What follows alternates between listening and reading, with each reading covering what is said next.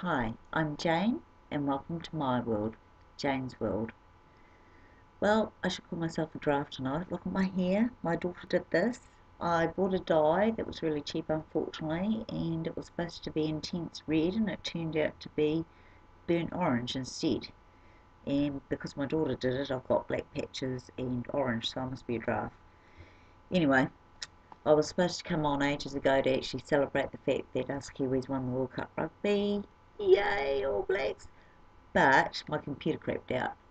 So now that I'm back up and running with a new computer, thank goodness, I'm back. Um, I took a trip into town yesterday. They've opened up that container mall down Cashel Street, and I've got to say, it was really bizarre. Here you were down one street that you had to walk into, except for some trucks that came through. And I sat down, had a fag, looked around. Valentine's was open, people were going in shopping, and people were shopping in these box container things. They had the cafe where everyone was having coffee.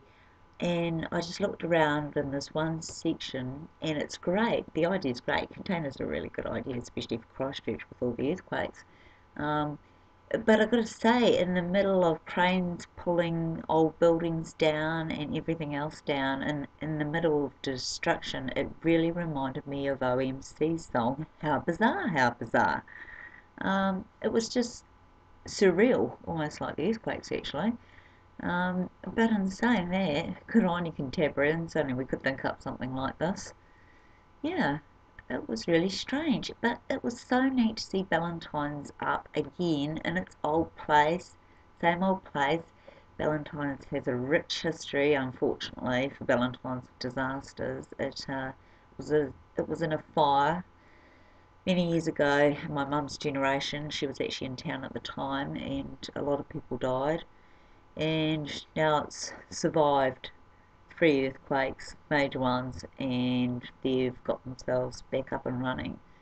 So good on you, Valentine's. It's great to see some things are still there.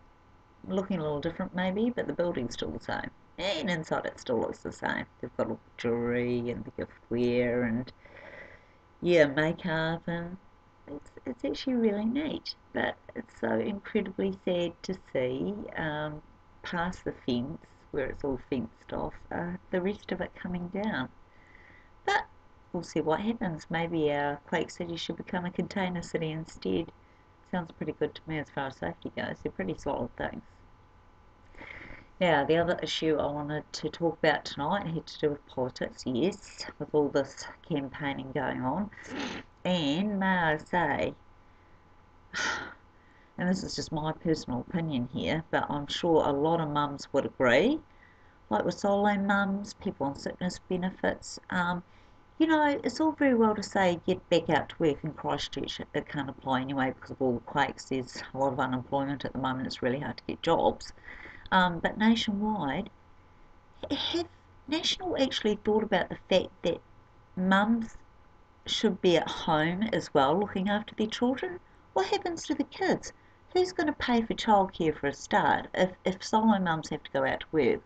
Or even if a wife decides to go out to work if they're married, what about the kids? They need one parent at least at home. They need that stability, they need that support, they need that everyday thing where there's going to be someone there to listen to them. And what do? I mean, nowadays they go out in streets and you see all these kids late at night around town, or what used to be town, or going down the streets, and for goodness sakes, you know, um, and it's because no one's there to see what they're doing.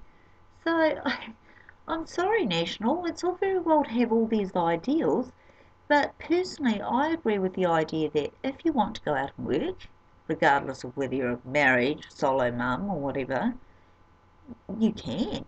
That's fine. If you want to. However, I think we've overlooked the other extreme in the old days where the mums used to be the home carer and the provider. And I realise we need a balance, but see, we've swung totally the other way, where mums should be out working demand. They should be making money, And of course, money's hard to come by, so a lot of mums are out there looking for work at the moment because of the economic crisis, and even before then it was hard. Um, Especially parents to bring up children. But yeah, can't we go back to the old-fashioned idea where if you're a mum, you should be allowed a choice to stay at home? Because parenting is the hardest job on this earth, and you don't get paid for it. You never have, and I doubt if we ever will. It's only our partners or husbands who provide, but if you're a solo mum, no one else is going to provide for you, are they? But you should actually have that choice. If you believe that it's okay and it's good for you to look after your children because you're there, so you actually are looking after them, they're not off wandering around, you actually keep tabs on them where they are, and you're a caring mum, you should have that right to actually be allowed to stay at home, I'm sorry, and no, I'm not sorry actually, you should be allowed to have that right to raise and bring up your kids in the best way as a parent you possibly can. And this is what it's all about. I mean, with my daughter, I waited until she was approximately 2 years old and I took up part-time work. Um, it was hard, and I missed moments where I wish I actually had been home, especially looking back now because she's grown up, to be with her. I miss those moments. I could have spent more time with her. Now, I needed to work for the money, but because it was part-time and, you know, I was still there for her basic needs. But I still believe if you're a mum and you want to stay at home to raise your children and support them, you should have that choice because it is the hardest job. No one else is going to do it. You've got daycare centres and they're great, but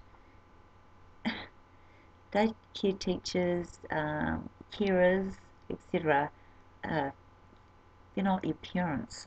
Kids need their parents. And then, you know, the funny thing is, parents get blamed for what the kids do when they're older and they go out and do role things and they fault the parent. But if you're forced out into work, or you think you should be out in work, or you should be going out to work, hello, you're not there to know what they're doing anyway. So it's really kind of like a vicious cycle. But I do believe, and this is what I hate about this push out to work thing, you should be employed and motivated to get out working.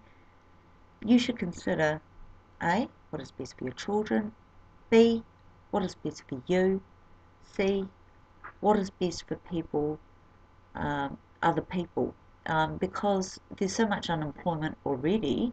There are already people looking for jobs, and if you want to stay at home, bring up your children the best way you know how, that's good. There's nothing wrong with that.